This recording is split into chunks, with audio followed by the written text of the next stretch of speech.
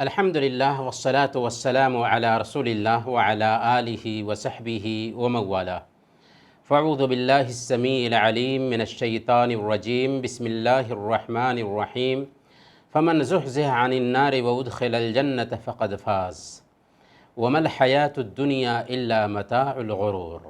محترم بھائیوں، عزیز دوستوں اور پردہ نشین ماں اور بہنوں، السلام علیکم ورحمۃ اللہ وبرکاتہ۔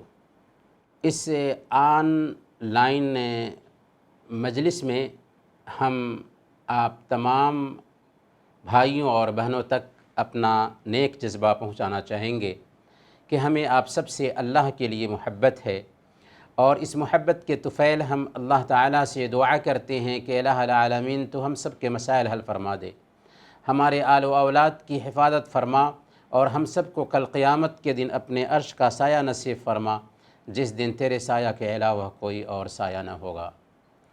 پیارے بھائیوں، جیسا کہ آپ نے سنا کہ آج ہماری گفتگو کا ٹاپک ہوگا کہ ہم کامیاب کیسے بنیں۔ کامیابی ہر انسان کی چاہت ہوتی ہے، ہر انسان کامیاب بننا چاہتا ہے۔ دنیا میں کوئی ایسا انسان نہیں جو کامیاب بننا نہ چاہتا ہو۔ لوگوں کی مجلسوں میں کامیابی اور کامیاب ہونے والوں کا ذکر چلتا رہتا ہے۔ کوئی جاب پا لے تو کامیاب سمجھا جاتا ہے، کوئی اچھا کاروبار کر لے تو کامیاب سمجھا جاتا ہے، کوئی اچھا انعام جیت لے تو کامیاب سمجھا جاتا ہے، کوئی اسپورٹس میں آگے بڑھ جائے تو کامیاب سمجھا جاتا ہے، کوئی اچھی جائیداد اکٹھا کر لے تو کامیاب سمجھا جاتا ہے، بینک بیلنس جمع کر لے تو کامیاب سمجھا جاتا ہے۔ اس طرح کامیابی، اس کی حقیقت، اس کے میدان اور اس کے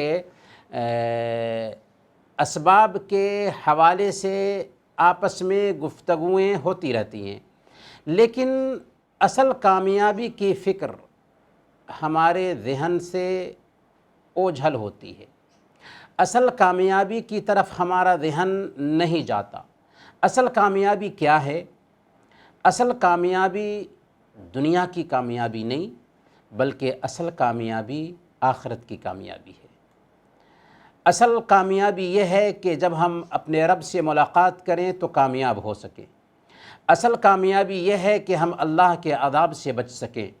اصل کامیابی یہ ہے کہ ہم جہنم سے بچ سکیں۔ اصل کامیابی یہ ہے کہ ہم جنت میں داخل ہو سکیں۔ دنیا میں مشغول ہونے کی وجہ سے اکثر لوگوں کے ذہنوں سے یہ احساس جاتا رہتا ہے، حالانکہ بندے مومن کو اس کامیابی کے بارے میں ہمیشہ فکر مند ہونا چاہیے۔ ہم جس جنت سے نکالے گئے ہیں اسی جنت میں جانا چاہتے ہیں، اصل کامیابی اس جنت کا حصول ہے۔ اللہ نے فرمایا سورہ آل عمران آیت نمبر 185، کل نفس ذائقۃ الموت وانما توفون اجورکم یوم القیامہ، ہر جان موت کا مزہ چکھنے والی ہے اور تمہارے اجر پورے قیامت کے دن دیے جائیں گے۔ فمن زحزح عن النار وادخل الجنۃ فقد فاز، تو سن لو، جو کوئی جہنم سے بچا لیا گیا اور جنت میں داخل کر دیا گیا تو حقیقت میں وہ کامیاب ہو گیا۔ گویا کہ کامیابی یہ ہے کہ ہم جہنم سے بچا لیے جائے، جنت میں داخل کر لیے جائیں، یہ سب سے بڑی کامیابی ہے۔ دنیا کی کامیابی کوئی کامیابی نہیں۔ وَمَا الْحَيَاةُ الدُّنْيَا إِلَّا مَتَاعُ الْغُرُورِ، دنیا کی زندگی تو دھوکے کے سامان کے علاوہ اور کچھ بھی نہیں ہے۔ یاد کریں اس وقت کو جب کہ ہم جہنم کے اوپر نصب کیے گئے پل صراط سے گزر رہے ہوں گے، جو بال سے زیادہ باریک ہوگا، تلوار سے زیادہ تیز ہوگا۔ اس پل صراط کے اوپر آنکڑے لگے ہوں گے اور نیچے کانٹے لگے ہوں گے۔ کتنے لوگوں کو ہم اپنی آنکھوں سے جہنم میں گرتے ہوئے دیکھ رہے ہوں گے۔ اللہ تعالیٰ نے فرمایا وَإِن مِّنكُمْ إِلَّا وَارِدُهَا كَانَ عَلَىٰ رَبِّكَ حَتْمًا مَّقْضِيًّا، اس پل صراط سے تم میں سے ہر شخص کو پار کرنا ہے، یہ تیرے رب کے پاس فیصلہ کیا ہوا معاملہ ہے۔ ثُمَّ نُنَجِّي الَّذِينَ اتَّقَوْا وَنَذَرُ الظَّالِمِينَ فِيهَا جَثِيًّا، پھر ان لوگوں کو ہم نجات دیں گے جو تقوی اختیار کرتے تھے، اور ظالموں کو ہم اسی میں گرا دیں گے۔ تو قیامت کے دن اصل کامیاب کون ہوگا، اس کی صفات کیا ہوں گی، اس کے کام کیا ہوں گے، اللہ تعالیٰ نے کلیئر انداز میں اپنی کتاب میں اس کا جواب دے دیا ہے۔ اللہ تعالیٰ نے سورہ النور آیت نمبر 52 میں بیان فرمایا، وَمَن يُطِعِ اللَّهَ وَرَسُولَهُ وَيَخْشَ اللَّهَ وَيَتَّقِهِ فَأُولَئِكَ هُمُ الْفَائِزُونَ۔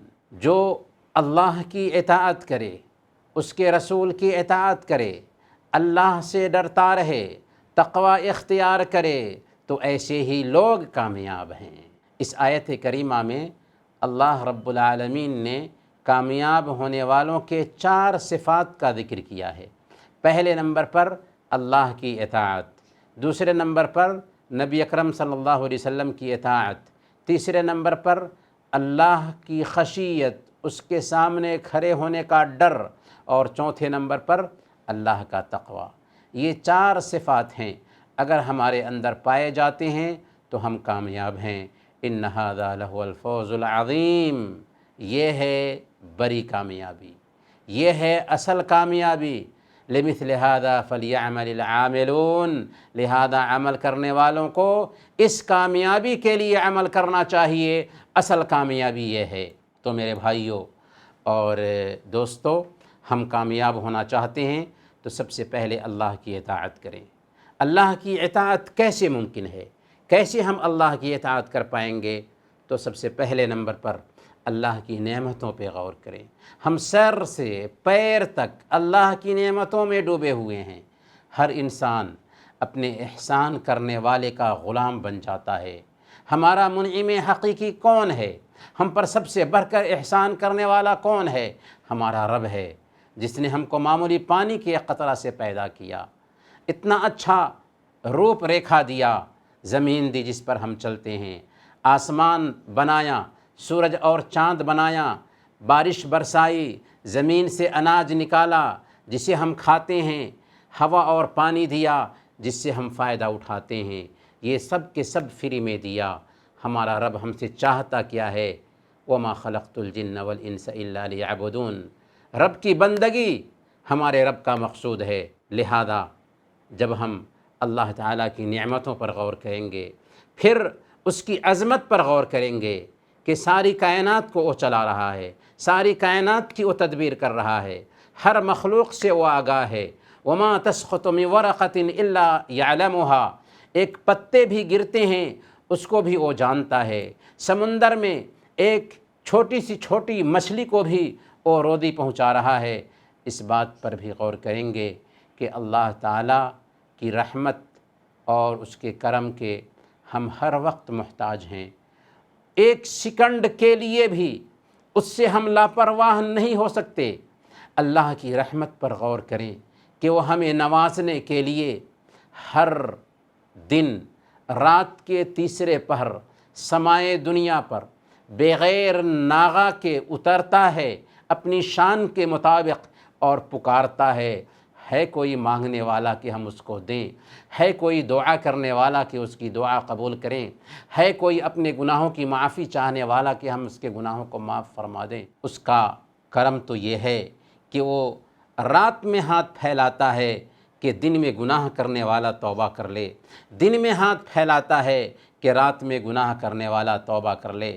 رب کی چوکس نگرانی پر بھی دھیان دیجئے کہ وہ رب ہمیں جان رہا ہے، وہ العلیم ہے، وہ رب ہمیں سن رہا ہے، وہ السمیع ہے، وہ رب ہماری نگرانی کر رہا ہے، الرقیب ہے، وہ رب ہماری ایک ایک حرکت سے آگاہ ہے۔ جب اللہ تعالی ہمیں سن رہا ہے، ہمیں جان رہا ہے، ہماری نگرانی کر رہا ہے، ہماری ایک ایک حرکت سے آگاہ ہے، تو ہم اس سے بچ کر کہاں جا سکتے ہیں؟ یہی نہیں بلکہ اس کے فرشتے ہیں جو ہمارے دائیں اور بائیں کندھوں پر ہماری ایک ایک حرکت کو نوٹ کر رہے ہیں، اور کل قیامت کے دن ہمارے سامنے ہماری حرکتیں پلے کر دی جائیں گی۔ بلکہ تیسرے نمبر پر کل قیامت کے دن ہمارے اعضاء و جوارح ہمارے خلاف ہو جائیں گے، اور ہمارے خلاف گواہی دیں گے، یہاں تک کہ یہ دھرتی بھی ہمارے خلاف گواہی دینے والی ہے۔ یہ 4 طرح کی اللہ کی چوکس نگرانی ہے۔ اگر اس نگرانی پہ غور کریں گے تو کیا ہم سوچ سکتے ہیں کہ رب کی اطاعت سے منہ موڑیں گے؟ تو پہلے نمبر پر ہمیں رب کی اطاعت کرنی ہوگی، نمازوں کی پابندی کرنی ہوگی، فرائض کا اہتمام کرنا ہوگا، نوافل کا اہتمام کرنا ہوگا، رب کے قانون کو زندگی میں لانا ہوگا۔ اگر ہم نے رب کے قانون کے مطابق زندگی گزارا تو ہم کامیاب ہیں۔ اگر ہم کامیابی چاہتے ہیں تو دوسرے نمبر پر نبی اکرم صلی اللہ علیہ وسلم کی بھی اطاعت کرنی ہوگی۔ آپ صلی اللہ علیہ وسلم نے جن کاموں کا حکم دیا ہے انہیں کرنا ہوگا، جن کاموں سے روک دیا ہے ان سے اپنے آپ کو روک لینا ہوگا۔ اس میں ذرہ برابر بھی تردد اور ہیجیٹیشن نہیں ہونا چاہیے۔ اللہ تعالیٰ نے فرمایا سورہ احزاب آیت نمبر 33، وما كان لمؤمن ولا مؤمنة اذا قضى الله ورسوله امرا ان يكون لهم الخيرة من امرهم، کہ جب اللہ اور اس کے رسول کا فیصلہ ہو جائے تو اس میں کسی مومن مرد اور مومن عورت کو اختیار نہیں رہتا۔ اللہ اور اس کے رسول کا فیصلہ ہو تو سر آنکھوں پر بہت سے لوگوں کی عادت ہوتی ہے کہ جب ان کے پاس اللہ کے نبی صلی اللہ علیہ وسلم کا کوئی حکم پہنچتا ہے تو پوچھ بیٹھتے ہیں کہ یہ حکم وجوب کے لیے ہے یا استحباب کے لیے ہے، یہ حکم واجب ہے یا مستحب ہے۔ ایسا سوال سرے سے ہونا ہی نہیں چاہیے۔ صحابہ کرام ایسا سوال نہیں کرتے تھے۔ اللہ کے نبی صلی اللہ علیہ وسلم کا حکم ان کے پاس آ جاتا تو اس پر عمل کرتے تھے۔ اللہ کے نبی صلی اللہ علیہ وسلم کی رسالت کا تقاضا ہی یہ ہے کہ آپ نے جو کام کرنے کا حکم دیا ہے اسے کریں، اور جن کاموں سے ہمیں روک دیا ہے ان سے اپنے آپ کو روک لیں۔ اللہ کے نبی صلی اللہ علیہ وسلم نے کہہ دیا کہ یہ کام کرو تو ہمیں کرنا ہے، کہہ دیا کہ یہ کام مت کرو تو ہمیں اس سے بچنا ہے۔ یہی دراصل اطاعت ہے۔ من یطع الرسول فقد اطاع اللہ، جس نے رسول کی اطاعت کی اس نے اللہ کی اطاعت کی۔ اور اللہ رب العالمین نے سختی کے ساتھ بھی ہمیں تنبیہ کی، فَلْيَحْذَرِ الَّذِينَ يُخَالِفُونَ عَنْ أَمْرِهِ أَن تُصِيبَهُمْ فِتْنَةٌ أَوْ يُصِيبَهُمْ عَذَابٌ أَلِيمٌ۔ جو لوگ اللہ کے نبی صلی اللہ علیہ وسلم کے حکم کی مخالفت کرتے ہیں انہیں اس بات سے ڈرنا چاہیے کہ ایسا نہ ہو کہ کسی فتنہ کا شکار ہو جائیں یا کسی دردناک عذاب سے دوچار کر دیے جائیں۔ اس لیے ایک مومن کی شان یہ ہونی چاہیے کہ اللہ کے نبی صلی اللہ علیہ وسلم کی کوئی بات اس تک پہنچتی ہے تو سر آنکھوں پر رکھے۔ بمصطفیٰ برساں خیش کہ دیں ہما اوست، اگر بہو نہ رسیدی تمام بولہ بھی است۔ اپنے آپ کو محمد الرسول اللہ صلی اللہ علیہ وسلم تک پہنچاؤ، اس لیے کہ سارا کا سارا دین اسی نبی تک پہنچتا ہے، انہی کی ذات تک پہنچتا ہے۔ اگر تم اپنے آپ کو محمد الرسول اللہ صلی اللہ علیہ وسلم تک نہیں پہنچا پاتے تو پھر سمجھ لو کہ ساری کی ساری کوشش بے دینی ہے، بولہبی ہے۔ صحابہ کرام کی زندگی میں اگر جھانک کر دیکھیں گے تو عجیب طرح کا ان کا جذبہ تھا، اطاعت کا جذبہ۔ صحیح مسلم میں ایک واقعہ آتا ہے، ابن عباس رضی اللہ تعالیٰ عنہ بیان فرماتے ہیں کہ اللہ کے نبی صلی اللہ علیہ وسلم نے ایک آدمی کے ہاتھ میں سونے کی انگوٹھی دیکھی۔ آج شادی بیاہ میں سونے کی انگوٹھی دینا عام ہے، ہم نمازی ہونے کا دعویٰ کرتے ہیں، دیندار ہونے کا دعویٰ کرتے ہیں، لیکن شادی بیاہ میں دھڑلے سے ہونے والے داماد کو سونے کی انگوٹھی دیتے ہیں۔ اللہ کے نبی صلی اللہ علیہ وسلم نے ایک شخص کے ہاتھ میں سونے کی انگوٹھی دیکھی، اللہ کے نبی صلی اللہ علیہ وسلم نے نکالا اس کی انگلی سے اور پھینک دیا۔ اس کے بعد آپ نے فرمایا یعمد احدکم الی جمرۃ من نار فیجعلها فی یدہ، تم میں سے ایک آدمی آگ کا انگارہ اٹھاتا ہے اور پھر اسے اپنے ہاتھ میں پہن لیتا ہے۔ جب اللہ کے نبی صلی اللہ علیہ وسلم وہاں سے چلے گئے تو اس آدمی سے کہا گیا کہ اپنی انگوٹھی اٹھا لو اور اس سے فائدہ اٹھا لینا، گھر میں کسی کو دے دینا، کیونکہ اسے اٹھا لینا جائز تھا، گھر میں کسی کو دے دینا جائز تھا، اس کے لیے پہننا مرد ہونے کے ناطے جائز نہیں تھا، لیکن اس نے کیا کہا؟ اس نے کہا لا واللہ لا آخذہ ابدا وقد طرحہ رسول اللہ صلی اللہ علیہ وسلم۔ اب جب کہ اللہ کے نبی صلی اللہ علیہ وسلم نے اپنے مبارک ہاتھوں سے اسے اٹھا کر کے پھینک دیا ہے تو اللہ کی قسم میں کبھی اسے اٹھا نہیں سکتا۔ یہ تھی اطاعت صحابہ کرام کی۔ اللہ کے نبی صلی اللہ علیہ وسلم کی حدیثیں بھی ہمارے پاس آ جائیں تو ان کے سامنے میں سر ٹیک دینا چاہیے۔ ان کا مقابلہ کسی کی رائے یا کسی کے مسلک سے نہیں ہونا چاہیے۔ اللہ تعالیٰ نے سورہ نور آیت نمبر 15 میں بیان فرمایا انما کان قول المؤمنین اذا دعوا الی اللہ ورسولہ لیحکم بینہم ان یقولوا سمعنا واطعنا واولئک هم المفلحون۔ ایمان والوں کی بات تو یہ ہے کہ جب وہ اللہ اور اس کے رسول کی طرف بلائے جائیں تاکہ رسول ان کے جھگڑے کا فیصلہ کریں تو وہ کہیں کہ ہم نے سن لیا اور اطاعت کی، وَأُولَئِكَ هُمُ الْمُفْلِحُونَ، اور وہی لوگ کامیاب ہونے والے ہیں۔ تو کامیابی کہاں ہے؟ نبی پاک صلی اللہ علیہ وسلم کی اطاعت میں ہے۔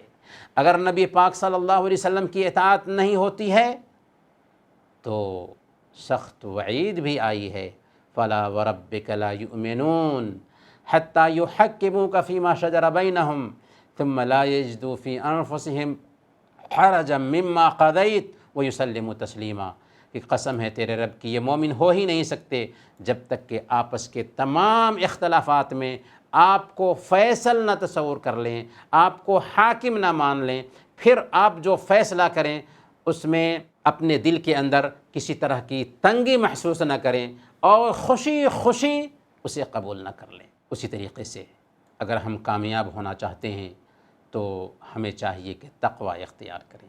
تقوی کیا ہے؟ حضرت علی بن ابی طالب رضی اللہ تعالی عنہ نے تقوی کی تعریف کی، الخوف من الجلیل والعمل بالتنزیل والقناعۃ بالقلیل والاستعداد لیوم الرحیل۔ اللہ کا ڈر، شریعت کے مطابق عمل، کم پر قناعت اور آخرت کے دن کی تیاری۔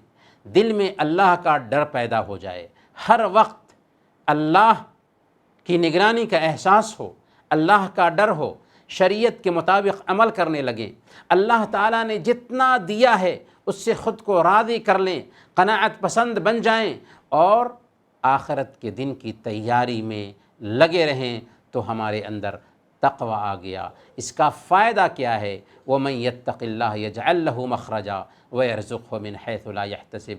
جو کوئی اللہ سے ڈرتا ہے اللہ اس کے لیے نکلنے کی شکل پیدا کر دیتا ہے اور ایسے راستے سے اسے روزی دیتا ہے جس کا اسے گمان بھی نہیں ہوتا ہے۔ اس لیے ہمیں چاہیے کہ ہر جگہ اللہ کا ڈر دل میں بسائے رکھیں، چاہے گھر ہو، چاہے آفس ہو، چاہے خلوت ہو، چاہے جلوت ہو، ہر جگہ، ہر آن، ہر لمحہ اللہ کی نگرانی خود پر طاری رکھیں اور اللہ کی نافرمانی سے بچیں، کیونکہ تقوی آئے گا تو کامیابی نصیب ہوگی۔ خلاصہ یہ سمجھیں کہ کامیابی دنیا کی بھی ہوتی ہے، کامیابی آخرت کی بھی ہوتی ہے، لیکن اصل کامیابی آخرت کی کامیابی ہے۔ دنیا میں بھی ایک انسان کو کامیاب ہو کر کے زندگی گزارنا چاہیے، لیکن اصل جو ٹارگیٹ ہونا چاہیے اس کا وہ یہ ہونا چاہیے کہ مرنے کے بعد کی زندگی کامیابی سے دوچار ہو سکے۔ ظاہر سی بات ہے اس کے لیے اسے رب کی ماننا ہوگا، نبی پاک صلی اللہ علیہ وسلم کی سننی ہوگی، لہذا شریعت کی تابعداری کریں، شریعت کے مطابق زندگی گزاریں۔ اور ہم نے اسی آیت سے اپنی بات شروع کی تھی، فمن زحزح عن النار وادخل الجنۃ فقد فاز۔ جو جہنم سے بچا لیا گیا اور جنت میں داخل کر دیا گیا وہ اصل میں کامیاب ہے۔ تو اسی کامیابی کے لیے ہمیں فکر مند ہونا چاہیے۔ اللہ تعالیٰ سے ہم دعا کرتے ہیں آخر میں کہ اللہ تعالیٰ ہمیں دنیا اور آخرت میں کامیابی سے ہمکنار فرمائے، اللہ تعالیٰ ہم سب کے ساتھ خیر کا معاملہ فرمائے، ہم سب کو زندہ رکھے تو ایمان پر زندہ رکھے اور وفات دے تو ایمان پر وفات دے۔ وصلی اللہ علی نبینا محمد وعلی آلہ وصحبہ اجمعین۔